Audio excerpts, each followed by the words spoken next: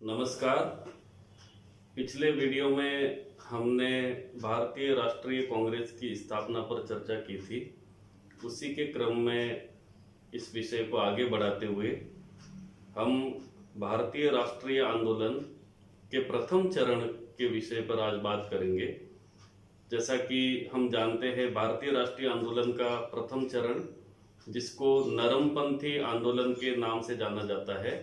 और 1885 से प्रारंभ होकर के 1905 ईस्वी तक का जो समय है, इसको प्रथम चरण कहा जाता है, जिसमें नरमपंथी विचारधारा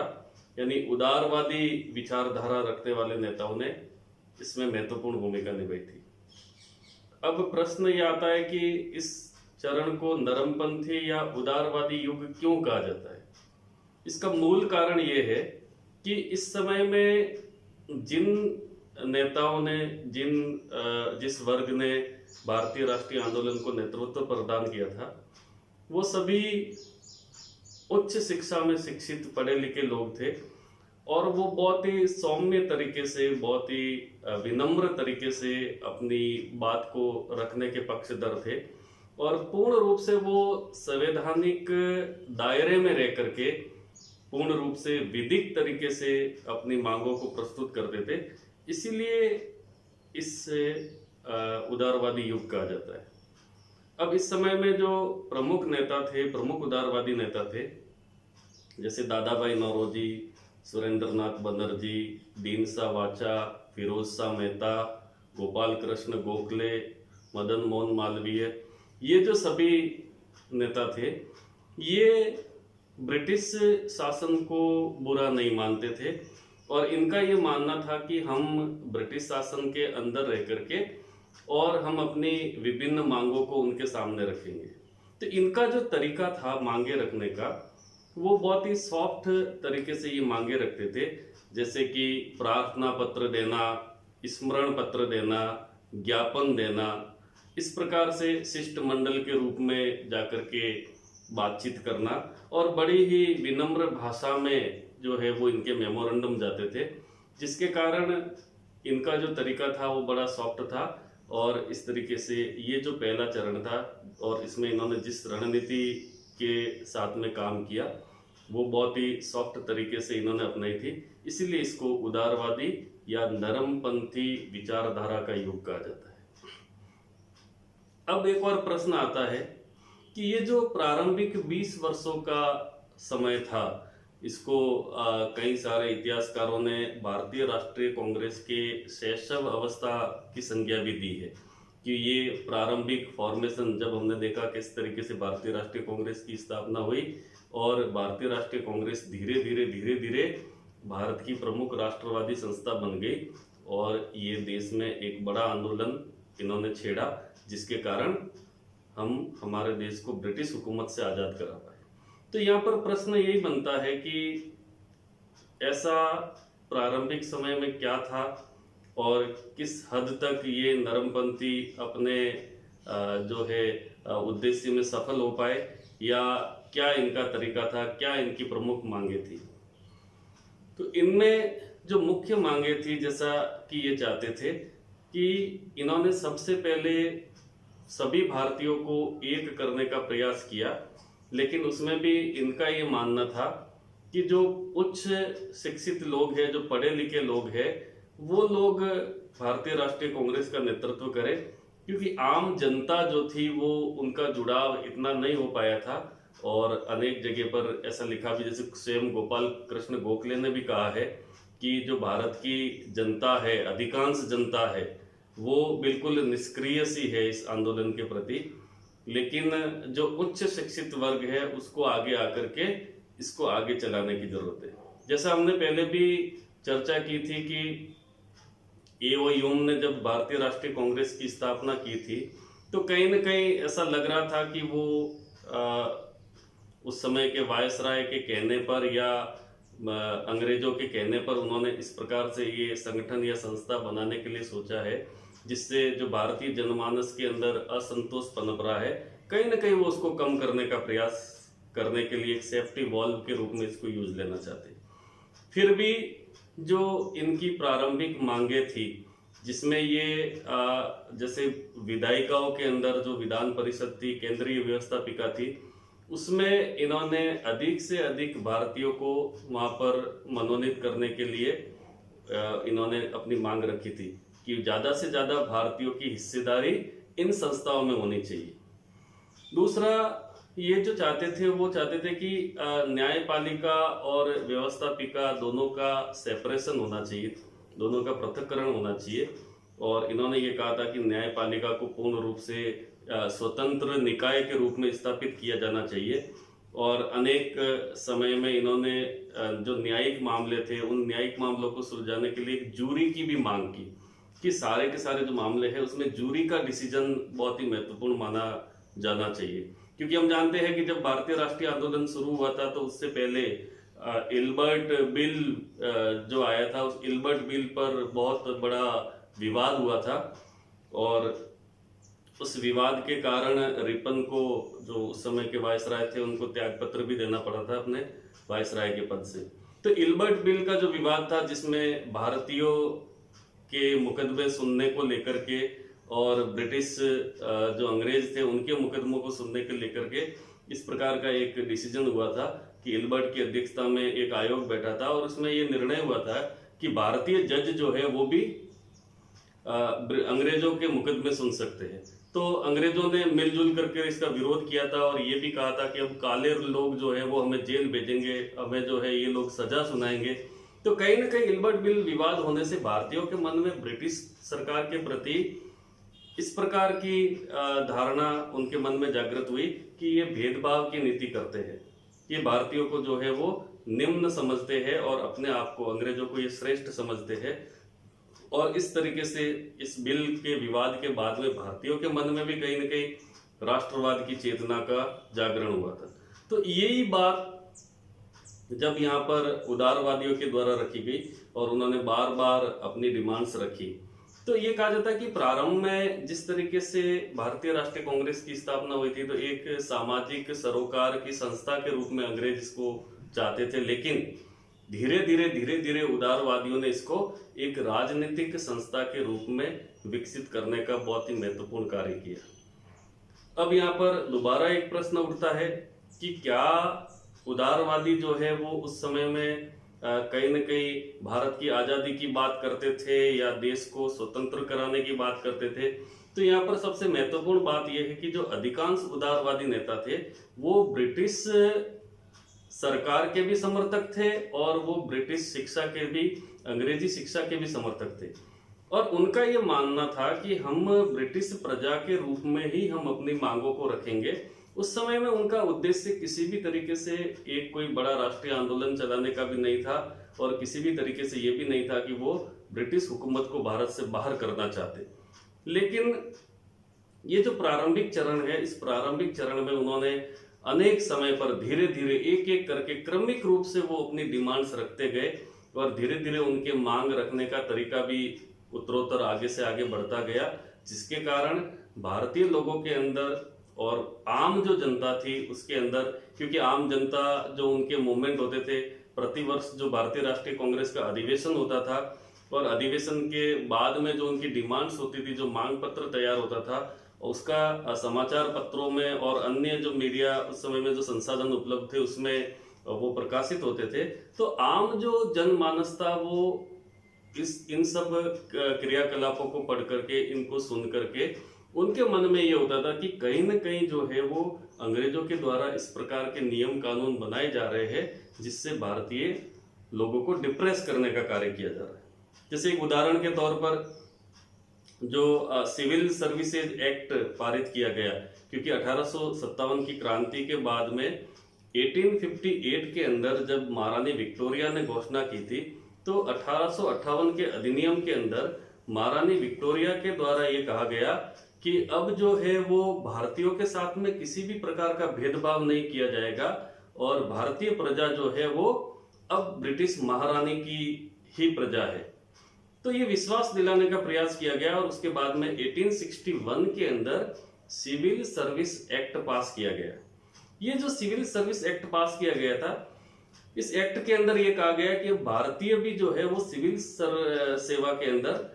बैठ सकते हैं और सिविल सेवा की परीक्षा वो दे सकते हैं, लेकिन सिविल सेवा की परीक्षा देने के लिए उनको लंदन में जाकर के परीक्षा देनी होगी। और इसके लिए जो न्यूनतम जो उम्र थी वो 22 वर्ष रखी गई थी 1861 में। लेकिन इसके बावजूद भी जो SN टैगोर थे, सत्येंद्रनाथ टैगोर थे, जिनको प्रथम ICS कहा जाता है, प्रथम भारतीय ICS कहा जाता है, उन्होंने लंदन जाकर के भी इस परीक्षा को उत्तीर्ण कर दिया। तो जैसे ही उन्होंने सिविल सर्विस ये परीक्षा उत्तीर्ण की, ये परीक्षा उत्तीर्ण करने के बाद में अंग्रेजों को ये लगा कि कहीं ना कहीं ऐसा नहीं हो कि बहुत सारे भारतीय जो है वो परीक्षा पास कर ले और वो सिविल सेवक के रूप में आकर के अपनी सेवाएं दे। तब उन्होंने इन नियमों में संशोधन करना शुरू किया और इन नियमों के अंदर जो संशोधन किया गया, जैसे इस नियम को 1866 के अंदर बदल दिया गया और 1866 में बदल करके जो न्यूनतम आयु सीमा थी वो 21 साल कर दी गई सिविल सर्विस में बैठने की। तो इसके पीछे अंग्रेजों का ये मानना था कि इतनी कम आयु में किसी भारतीय का स्नातक होना, ग्रेजुएट होना बहुत मुश्किल था उस समय में, और ग्रेजुएट होने के बाद भी उसको लंदन में जाकर के परीक्षा पास करना बहुत ही मुश्किल था। लेकिन इसके बावजूद जो है SN बनर्जी और उनके साथ 4 भारतीयों ने 1869 के अंदर इस परीक्षा को उत्तीर्ण कर लिया। तो ये बहुत बड़ा जो है वो भारतीयों के द्वारा किया गया, यानी उन्होंने वहां जाकर के इस प्रयास के अंदर इस परीक्षा को उत्तीर्ण करके वो लोग सफल हो गए। तब अंग्रेजों ने और आगे जाकर के क्या किया कि जो आयु सीमा थी उसको घटा करके 19 वर्ष कर दिया गया। तो 19 साल में कोई भी भारतीय स्नातक भी होना बहुत मुश्किल था। तो एक तरीके से वो जो उच्च जो सर्विसेज थी, जो हायर लेवल की सर्विसेज थी, उन सर्विसेज से भारतीयों को बाहर करना चाहते थे और वो ये चाहते थे कि भारतीय जो है केवल बाबू तक सीमित रहे। जो लॉर्ड मैकाले की पॉलिसी थी कि ये रंग और रूप से तो भारतीय होंगे, लेकिन ये जो माइंड है, माइंड से ये क्या है, अंग्रेज बन जाएंगे। तो केवल वो बाबूगिरी का काम करे उनके लिए और वहीं तक उनको रोका जाए। तो इसीलिए सिविल सर्विसेज एक्ट के अंदर बार बार ये संशोधन हुए। तो जब ये संशोधन हुए और ये संशोधन हुए इसके बाद में उदारवादियों ने ये डिमांड रखी कि अब जो है लोक सेवा आयोग का गठन किया जाना चाहिए और उदारवादियों को इसके अंदर महत्वपूर्ण सफलता भी मिली। 1886 के अंदर भारतीय लोक सेवा आयोग का गठन हुआ। ये उदारवादियों की बड़ी जीत थी, जिसमें लोक सेवा आयोग से संबंधित जितने भी सिविल सर्विसेज एक्ट थे उनके अंदर भी संशोधन हुए। तो इस प्रकार से ये एक बड़ी विजय उनकी मानी जा सकती है। दूसरा, इनकी जो कहते हैं कि सफलताएं, बहुत सारे इतिहासकार है, बहुत सारे विद्वान हैं, बहुत सारे उस समय के भी जो नेता है, उन्होंने भी इनकी आलोचना की है कि कोई बहुत बड़ी सफलता ये लोग हासिल नहीं कर पाए थे। लेकिन फिर भी हम देखें तो 1892 का जो एक्ट था, इंडियन काउंसिल एक्ट ऑफ 1892, 1892 का भारतीय परिषद अधिनियम, उस अधिनियम को पारित करवाने में उदारवादियों की भूमिका जो थी वो बहुत ही महत्वपूर्ण थी। और ये अधिनियम पारित होने के बाद में भारतीयों को भी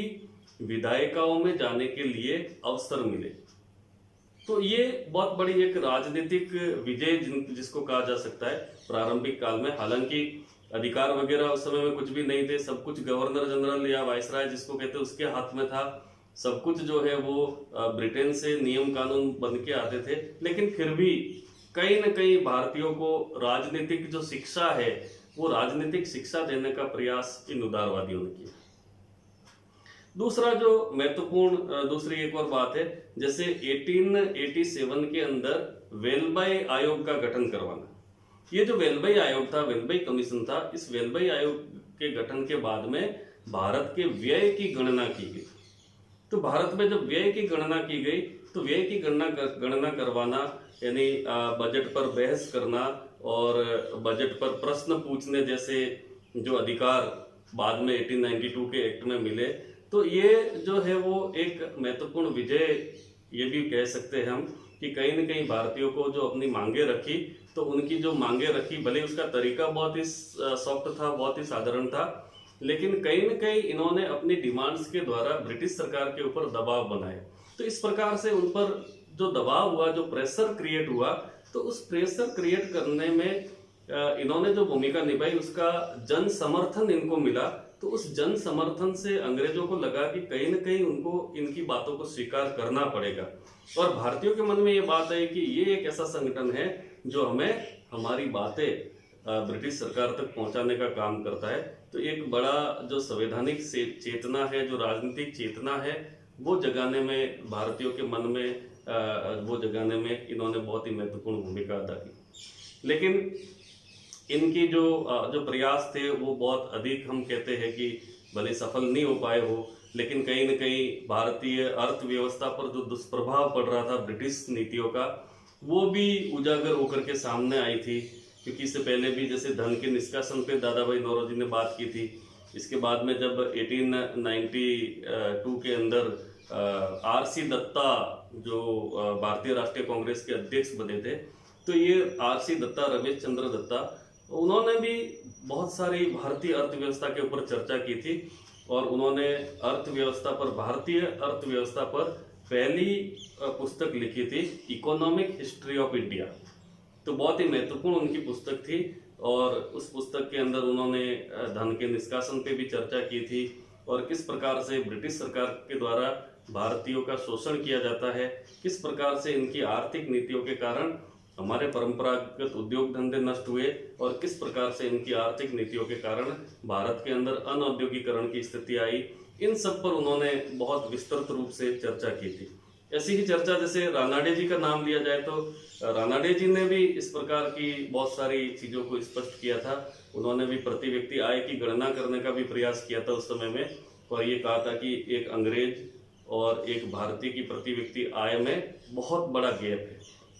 तो इस प्रकार से इन्होंने बहुत सारी ऐसी मांगे रखी, बहुत सारी ऐसी बातें कही, बहुत सारे ऐसे ज्ञापन दिए, बहुत सारे ऐसे स्मरण पत्र जारी किए, बहुत सारे डेलीगेशंस ये लेकर के गए,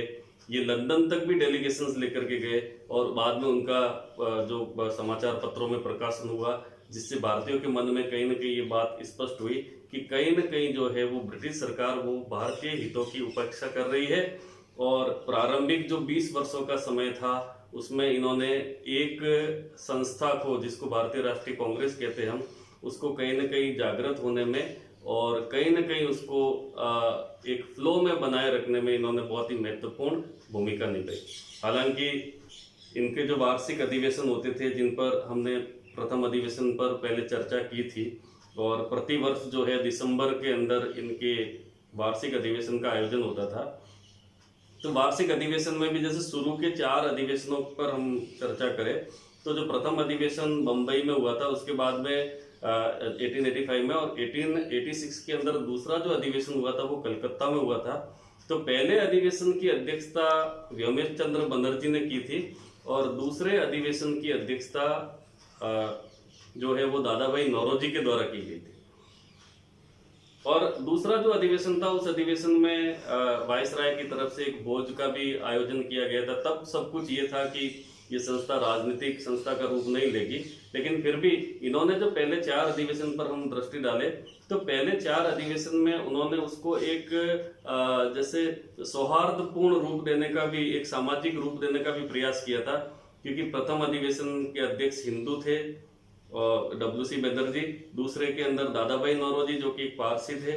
तीसरे अधिवेशन की अध्यक्षता बदरुद्दीन तैयब जी के द्वारा की गई थी मद्रास के अंदर, और वो जो थे वो एक मुस्लिम थे। और जो चतुर्थ अधिवेशन था, चौथा अधिवेशन था, उसकी अध्यक्षता जॉर्ज यूल, एक अंग्रेज के द्वारा की गई थी। तो इस प्रकार से इन्होंने कहीं न कहीं सामंजस्य बैठाने का भी प्रयास किया। दूसरा एक महत्वपूर्ण इनका जो प्रयास था, इन्होंने कुछ अंग्रेज जो थे, अधिकारी थे, उनका भी कहीं न कहीं समर्थन हासिल करने में सफलता हासिल की थी। जैसे चार्ल्स ब्रैडला की हम बात करें, चार्ल्स ब्रैडला जो है वो भारत के जो भारतीय राष्ट्रीय कांग्रेस और भारत की तरफ से जो डिमांड्स, उदारवादी की जो डिमांड्स होती थी, उनका बहुत बड़े लेवल पर वो जो है वो समर्थन करते थे। और उनके लिए बहुत बार ये कहा भी जाता था, लंदन के हाउस ऑफ कॉमन्स में भी ये बात कही जाती थी कि ये जो है चार्ल्स ब्रैडला जो है वो रिप्रेजेंटेटिव फॉर इंडिया है, भारत के प्रतिनिधि के रूप में काम कर रहे हैं। तो इस प्रकार से उन्होंने बहुत सारी ऐसी सफलताएं हासिल करने के अंदर भी महत्वपूर्ण भूमिका निभाई थी। हालांकि जैसे बाल गंगाधर तिलक जैसे नेताओं ने इनका तीव्र विरोध किया है और उन्होंने ये कहा है कि ऐसे वर्ष में एक बार इकट्ठे होकर के अपनी डिमांड रखने से कुछ भी नहीं होगा। और ये कई बार उन्होंने और दूसरे जो दूसरी क्रांतिकारी विचारधारा के जितने भी नेतृत्वकर्ता थे, उन्होंने ये कहा था कि ये एक वार्षिक मेले की तरह से प्रतिवर्ष इकट्ठे हो जाते हैं और इससे बहुत ज़्यादा कुछ हो नहीं पाएगा। लेकिन फिर भी इन्होंने हर पहलू पर, हर क्षेत्र में, जैसे इन्होंने आर्थिक नीतियों का विरोध तो किया ही, साथ में इन्होंने जो कृषि के प्रति उनका दृष्टिकोण था, जो भारतीय कृषि और किसानों के प्रति जो अंग्रेजों की नीतियां थी, उनका भी बहुत हद तक उन्होंने विरोध करने का प्रयास किया था। तो इस प्रकार से बहुत बड़े पैमाने पर इन्होंने हर क्षेत्र के अंदर प्रत्येक वर्ग के लिए अपनी डिमांड्स रखी और अपना जो प्रारंभिक समय था, वो जो 20 वर्षों का जो भारतीय राष्ट्रीय कांग्रेस का समय था, उसमें उन्होंने भारतीय राष्ट्रीय कांग्रेस को मुख्य धारा में रखा, जो राष्ट्रीय आंदोलन की मुख्य धारा में रही और कहीं न कहीं प्रारंभिक समय में नेतृत्व देने में ये लोग सफल रहे। धन्यवाद।